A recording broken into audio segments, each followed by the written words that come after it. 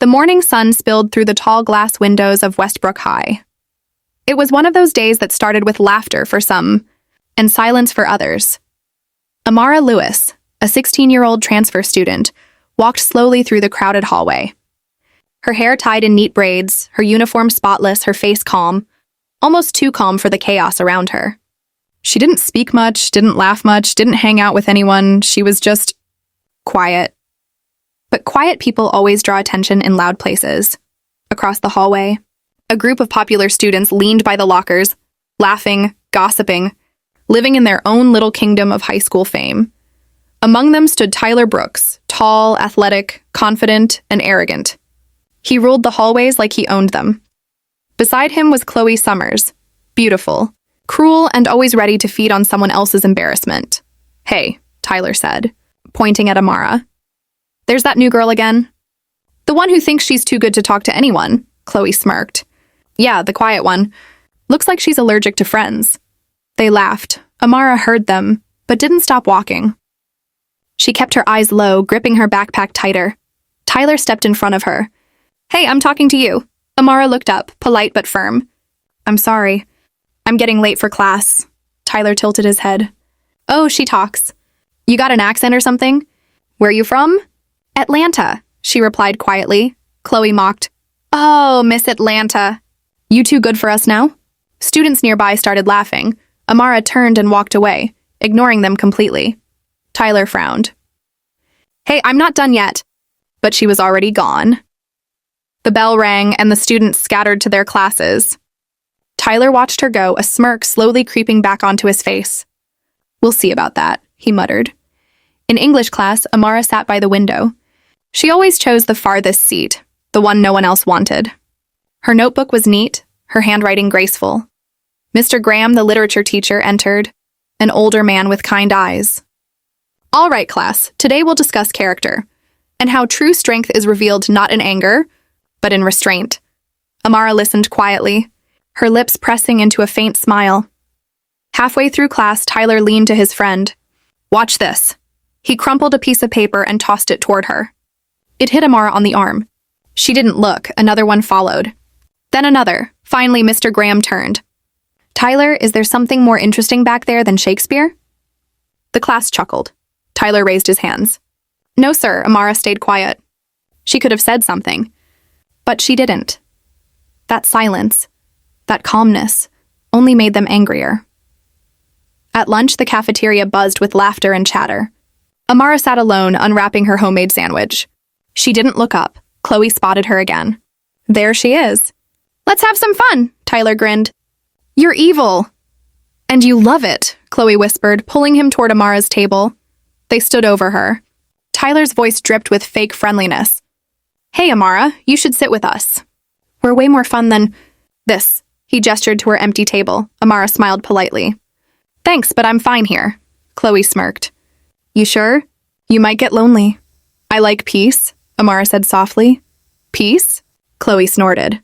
"That's another word for boring," Tyler chuckled. "Lighten up, new girl. We're just being friendly." Then he reached for her sandwich and dropped it on the floor. The cafeteria went quiet. Amara stared at the fallen food. For a moment, she didn't move. Then she looked up at Tyler, her eyes calm but deep, like still water before a storm. "Pick it up," she said quietly. Tyler laughed.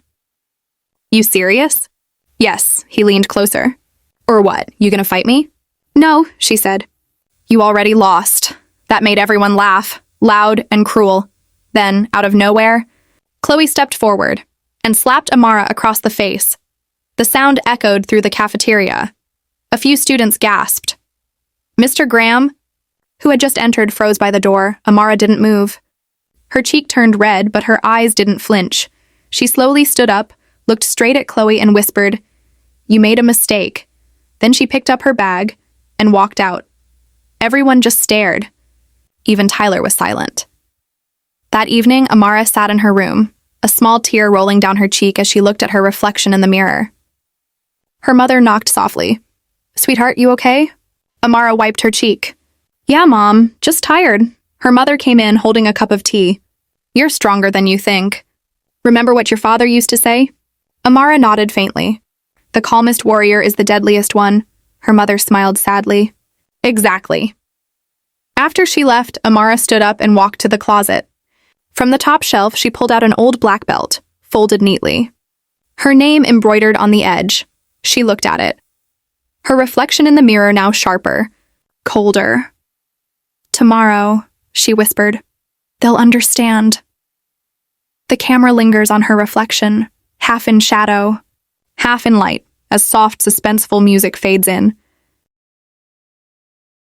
The next morning, the school felt different, the air heavier. Tyler laughed with his friends, bragging about the slap incident. Man, she just froze. Didn't even fight back. Pathetic. Chloe laughed too, but deep inside, a part of her felt uneasy. When Amara walked into class that day, everyone turned to look. No bruise, no tears, just silence, and a calm face that carried something powerful. She took her seat quietly. Tyler smirked. Hey, new girl. Feeling brave today? She didn't reply. Mr. Graham entered. All right, class, group presentations today. Tyler, Chloe, you're up first. Amara, you'll go after. Tyler started his speech, but halfway through he noticed Amara watching him, her eyes steady, unblinking. He stuttered. For some reason, her silence made him nervous. When their presentation ended, it was Amara's turn. She walked to the front holding her notebook. My topic, she began, is about self-control, and how real strength isn't about hurting others. It's about protecting peace. The room was silent. Every eye was on her. Her voice didn't shake. It flowed, strong, confident, controlled. Sometimes people mistake silence for weakness, she continued. But silence can be power, because the loudest person in the room is often the weakest. Chloe shifted uncomfortably. Tyler looked down. When she finished, even Mr. Graham looked moved. Thank you, Amara. That was powerful. As she walked back to her seat, Tyler muttered something under his breath. Still think she's weak? Chloe whispered. Tyler shrugged. We'll see. Later that day, in gym class, the PE coach announced, all right, we're trying something new today. We've got a visiting self-defense instructor. She's going to demonstrate basic techniques. Amara, since you've got martial arts experience, would you like to assist? The entire class turned to her, shocked. Tyler blinked. Wait, what? Amara nodded. Sure. She walked to the front, tying her hair back. The coach smiled. Show us a simple way to defend against a grab. Tyler chuckled. I volunteer. Amara looked at him. Are you sure? Yeah, let's see what you've got. The class circled around. Tyler reached to grab her wrist. And before he could blink, she twisted his arm, spun around, and flipped him onto the mat. He hit the floor with a loud thud. The class gasped. Amara stepped back calmly. That's what you've got when you use strength without control. You lose, Tyler groaned, trying to get up. You could have broken my arm. I didn't, she said. Because that's not strength. That's weakness, she turned to the coach. Thank you. The entire class clapped. Slowly at first, then louder and louder. Tyler sat there, stunned. His face red, not from pain, but from humiliation. After class, he caught up to her near the lockers. Hey. Amara, she turned. He hesitated. I'm sorry. For everything. I thought you were weak. Guess I was wrong, Amara smiled faintly. It's okay. I don't need revenge, Tyler frowned. Why not? I deserve it. She looked him straight in the eye. Because revenge makes me like you. I'd rather be better. He nodded slowly, eyes filled with guilt. That night, Tyler posted an apology on the school's social page, admitting what he did, calling Amara the strongest person he'd ever met. By morning, everyone had seen it. Chloe couldn't look at anyone. She deleted her old videos mocking Amara and quietly left the group. Amara walked through the halls again. But this time, people smiled when they saw her. Some nodded with respect. Some whispered her name, not in gossip, but in admiration. Mr. Graham stopped her before class. You changed something here, Amara. I hope you know that. She smiled softly. I didn't change anything, sir. I just reminded them what respect looks like, he nodded. And that's exactly why you're special. The bell rang. The halls buzzed again. As Amara walked down the hallway, she paused by a window. Sunlight streamed in, painting her face in gold. She whispered softly to herself, true strength isn't in how hard you hit. It's in how calmly you rise after being hit. Camera pans upward, showing the school in warm light. Peace restored. Soft music fades in. Text on screen. Power doesn't come from hurting others. It comes from healing the part of you they tried to break. A few weeks passed since that day in the gym. The slap, the laughter, the humiliation, it had all turned into silence. But not the empty kind. This silence carried respect. Amara's life had changed. And so had the school's heartbeat. Where once there had been gossip and whispers, there was now quiet admiration. Students nodded when she passed. Teachers spoke highly of her calmness, her control. Even Tyler, who once ruled the hallways with fear, had started helping others. He was quieter now, more thoughtful. One morning, as Amara walked through the corridor, she saw something that made her stop. Chloe was sitting alone on the stairs, eyes red, mascara smudged, scrolling through her phone. No one sat with her anymore. Her old friends had drifted away, embarrassed by her past behavior. For a moment, Amara considered walking past. But something inside her, something stronger than pride, made her stop. She walked closer. "Chloe?" Chloe looked up, startled. "Oh, it's you," Amara nodded. "You okay?" Chloe let out a shaky laugh. "You're asking me that? After everything I did?" Amara sat beside her. "Yeah, because I know what it feels like to be hurt. And I don't want anyone to feel that again. Not even you." Chloe looked at her, eyes full of guilt. "I'm sorry, Amara, I was just stupid. I wanted to fit in. I didn't think about how much it could hurt someone." Amara smiled softly. "We all make mistakes. What matters is what we do after." Chloe's eyes filled with tears. "You really forgive me?" Amara nodded. "Forgiving doesn't make me weak. It just means I've moved on." The two sat there for a while. Quiet, two girls who once stood on opposite sides of cruelty, now sharing peace in the same silence. Later that week, during the school's annual assembly, Principal Harris called Amara to the stage. The hall was packed. Students, teachers, even parents. "Today," the principal said, "we recognize a student who taught this school what true strength really means. Not through violence, not through revenge, but through patience, wisdom, and courage." The lights dimmed slightly. A soft piano melody played. "Amara Lewis," she said proudly. "Please come forward." The students erupted in applause. Amara walked up slowly, her steps calm, her expression humble. Even Tyler and Chloe stood and clapped, loudest of all.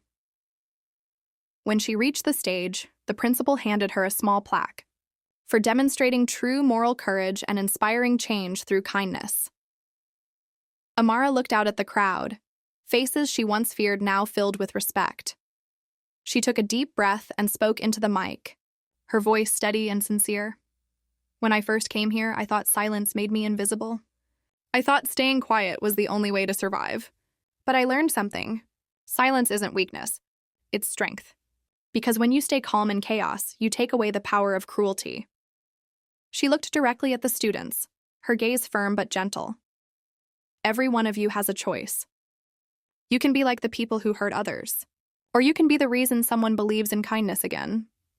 The hall was silent. Even the teachers looked moved. "And remember," she continued softly, "real power isn't about fighting back. It's about knowing when you don't have to." The audience stood, clapping, cheering, some even with tears in their eyes. Amara smiled. Not the proud kind of smile, but the peaceful one that comes when you finally let go of pain. After the assembly, Mr. Graham found her backstage. "You did something remarkable, Amara. You didn't just win. You changed people," she smiled warmly. "You taught us what courage really means, sir." "I just followed it," he nodded. "Your father would be proud." Her eyes softened. "Yeah, I think so too." That evening, Amara sat by her window at home. The golden light of sunset filled her room.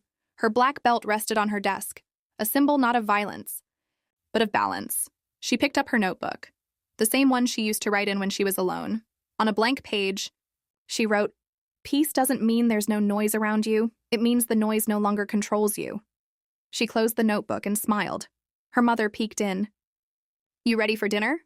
"Yeah," Amara said, standing up. "Just finishing something important." "What's that?" Amara looked out the window, watching the sky fade into soft orange. Closure, her mother smiled. That's my girl. The camera slowly zooms out, showing Amara sitting by the window, the world outside calm and glowing under the fading sun. A narrator's voice fades in softly, cinematic and emotional.